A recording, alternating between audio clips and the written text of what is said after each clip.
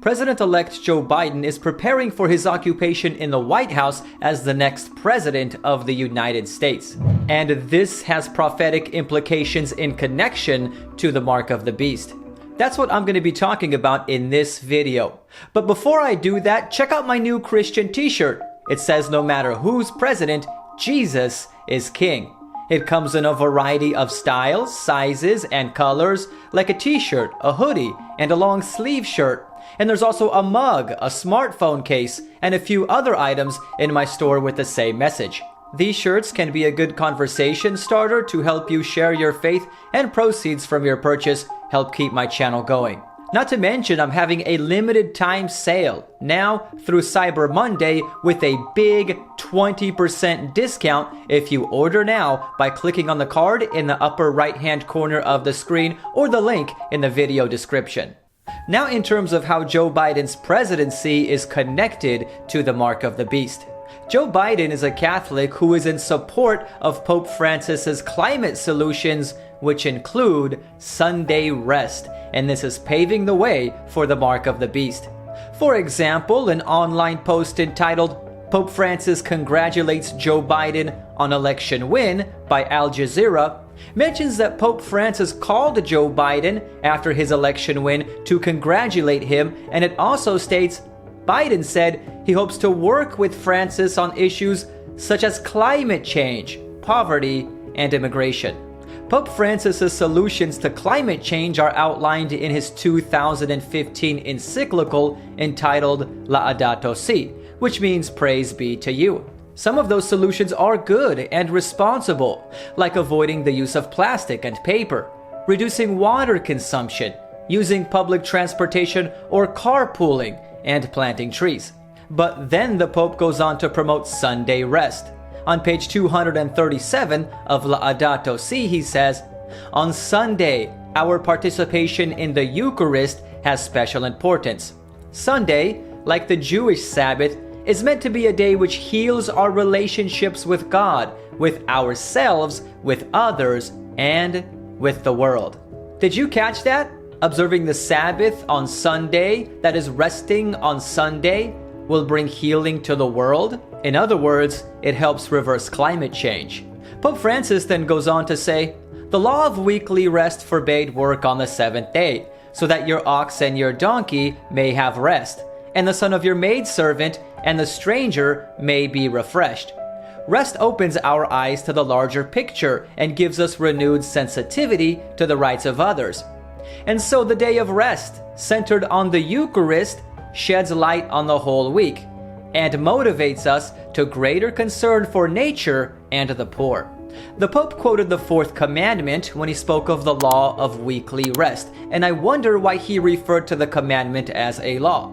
I mean, it is part of the Ten Commandments law of God, but why didn't he just call it a commandment instead of a law? Maybe he's suggesting that we need a Sunday rest law.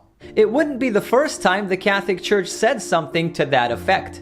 For example, the Catechism of the Catholic Church, paragraph number 2188 reads, "In respecting religious liberty and the common good of all, Christians should seek recognition of Sundays and the Church's holy days as legal holidays."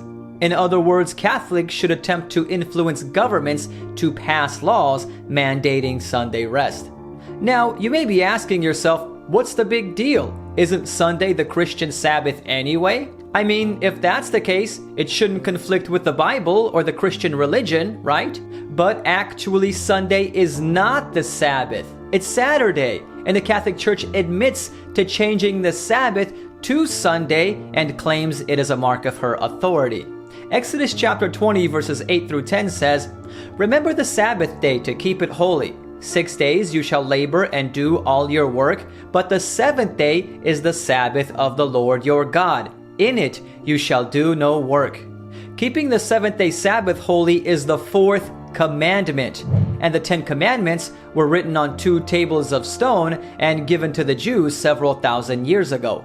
Now, the Jews didn't have names for the days of the week like we do today. Instead, they numbered their days, and their seventh day corresponds to our Saturday.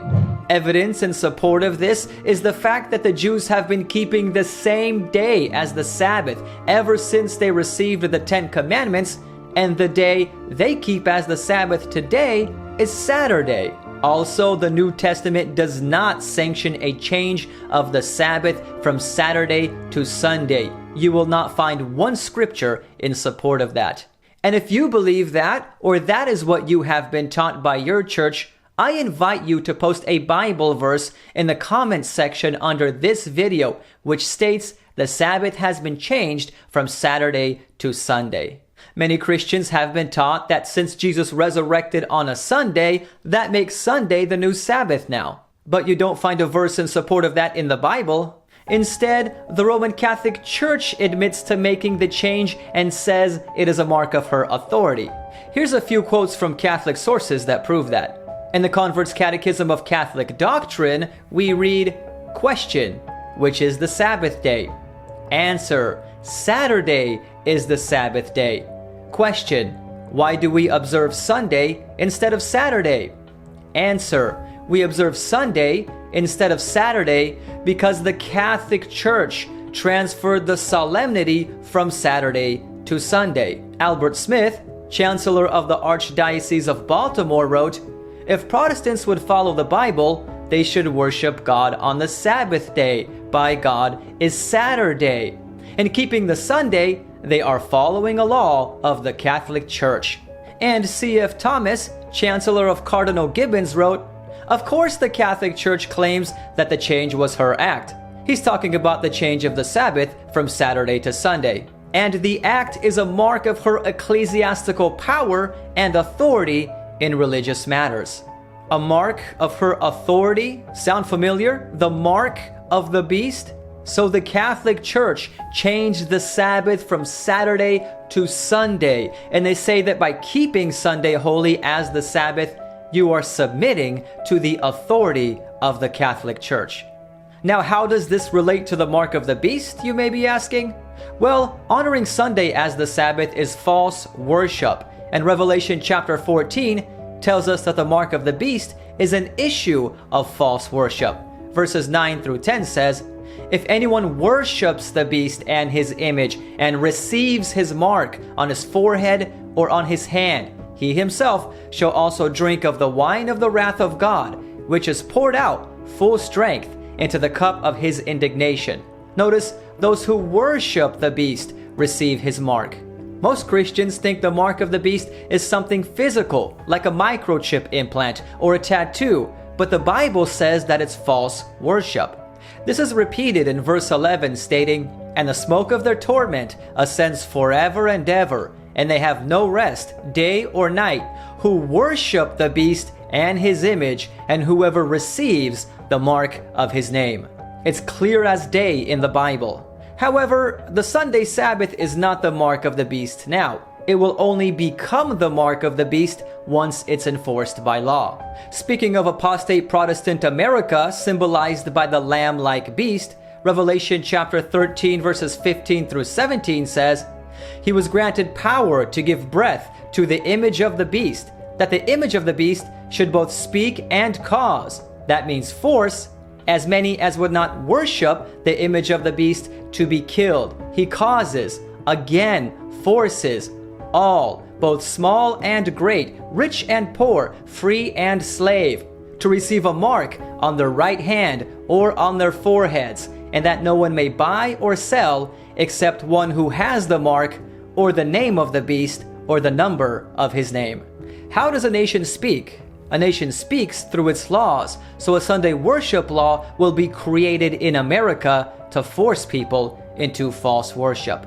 There are no Sunday worship laws being enforced in the world right now. What's more, the Bible indicates that legislated Sunday worship will start in the United States. So until that happens, the Sunday Sabbath is not the mark of the beast. Also, you may have noticed in the verse that I just read, it says people will receive the mark of the beast on their right hand or on their forehead.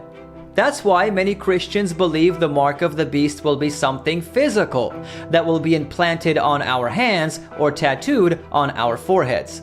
But the book of Revelation is a highly symbolic book, and a hand is a symbol for work, Ecclesiastes chapter 9 verse 10 tells us, "Whatever your hand finds to do, do it with your might, for there is no work or device or knowledge or wisdom in the grave where you are going."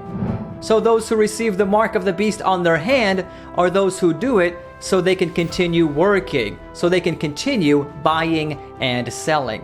And your forehead is where your mind is located. So those who receive the mark of the beast on their forehead are those who consent to it.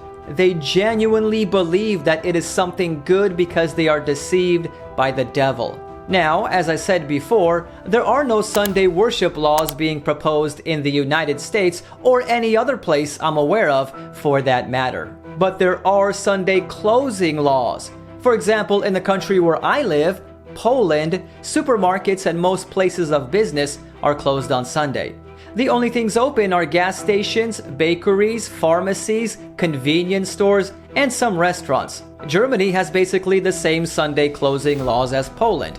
Some Canadian provinces have restrictions to some degree on Sunday shopping, and many states in the United States have reduced hours of operation on Sunday. For example, North Dakota requires stores to be closed from midnight to noon on Sunday.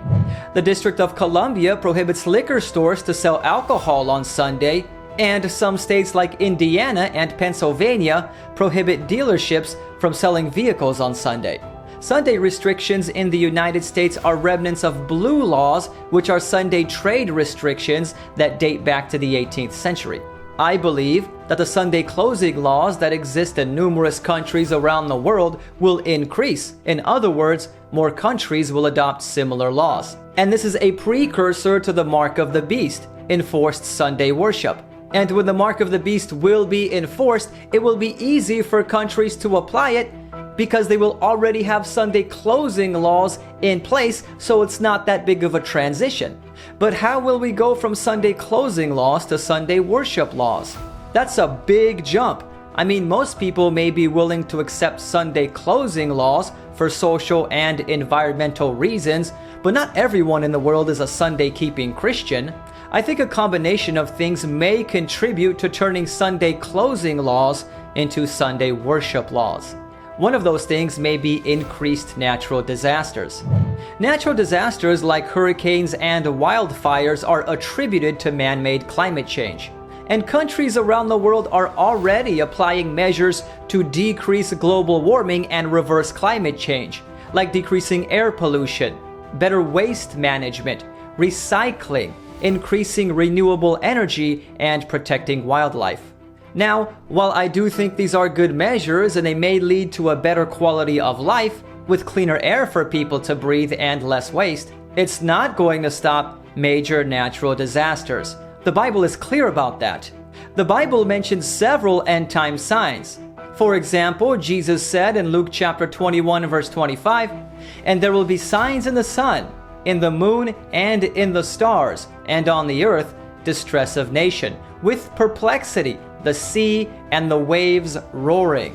The sea and the waves roar when there is a tsunami, storm, or hurricane. Acts chapter 2 verse 19 says, "I will show wonders in heaven above and signs in the earth beneath, blood and fire and vapor of smoke." So fires are also an end-time sign. This reminds me of the massive wildfires we have seen in recent years in Australia and the west coast of the United States.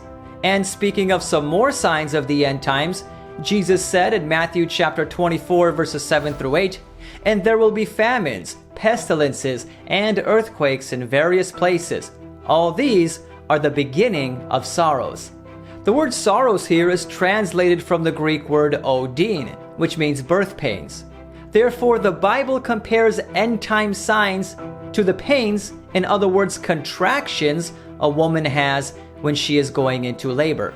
And the closer a woman gets to giving birth, the more frequent and intense her contractions become. So that means natural disasters are only going to increase with frequency and intensity, not decrease, no matter how hard people try to reverse climate change.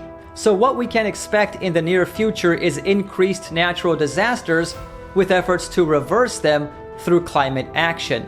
But it's going to fail. And when people see their efforts are failing and disasters keep getting worse, they're going to say, we need to do more. We need to increase our efforts to reverse climate change. And Sunday promoting religious leaders like Pope Francis and some others will no doubt suggest making a Sunday worship law to appease the wrath of God, because a Sunday rest law is simply not enough. But I don't think it's going to stop there.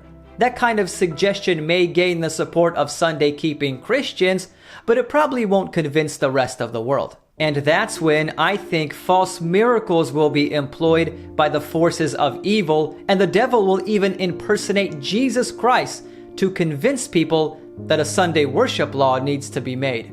Jesus warned in Matthew chapter 24, verse 24, "For false Christs and false prophets will rise and show great signs and wonders to deceive, if possible, even the elect." And in reference to apostate Protestant America enforcing the mark of the beast, Revelation chapter 13 verses 13 through 14 says, "He performs great signs, so that he even makes fire come down from heaven on the earth in the sight of men. And he deceives those who dwell on the earth by those signs, which he was granted to do in the sight of the beast, telling those who dwell on the earth to make an image to the beast who was wounded by the sword and lived." The image of the beast symbolizes a church-state union. In other words, church and state will unite in America in the future. And verses 16 through 17 tell us what the result of that union will be. "He causes all, both small and great, rich and poor, free and slave, to receive a mark on their right hand or on their foreheads, and that no one may buy or sell except one who has the mark or the name of the beast or the number of his name." So false miracles will be performed to convince church and state to unite and enforce the mark of the beast. That is, false worship, which will be in the form of Sunday worship legislation. What I've mentioned in this video so far about end-time prophecies revolving around the mark of the beast is just the tip of the iceberg. In order to cover everything, I would have to write a book or make a whole series of videos, which actually may not be a bad idea. But in the meantime, if you want to get a deeper understanding of these and other vital Bible subjects, I highly recommend enrolling in a free online Bible course at AmazingBibleStudies.com. AmazingBibleStudies.com offers 2 free Bible courses called Storicles of Prophecy and Bible Answers. Storicles of Prophecy is a 24-lesson Bible course that uses the stories of the Bible to illustrate Bible prophecies, like the mark of the beast, the Antichrist, the second coming of Jesus, and much more. Bible Answers is a 27-lesson Bible course based on different subjects of the Bible, like salvation, the 10 Commandments, what will heaven be like, hellfire, and more. Click on the link in the video description to visit AmazingBibleStudies.com and enroll in one of these free online Bible courses today. President-elect Joe Biden has declared he wants to work with Pope Francis on issues such as climate change. Pope Francis's plan on reversing climate change is outlined in his encyclical Laudato Si. And although there are some good suggestions in that encyclical, there is one very bad suggestion, and that is Sunday rest. The reason being is because the Bible indicates that this will eventually lead to Sunday worship laws, which will constitute the mark of the beast. Don't forget to subscribe to my channel if you're new and click the bell so you don't miss any of my future uploads. Click on the screen to check out some more of my videos. If you enjoyed this video, feel free to like it and share it. Thank you for watching, and God bless you.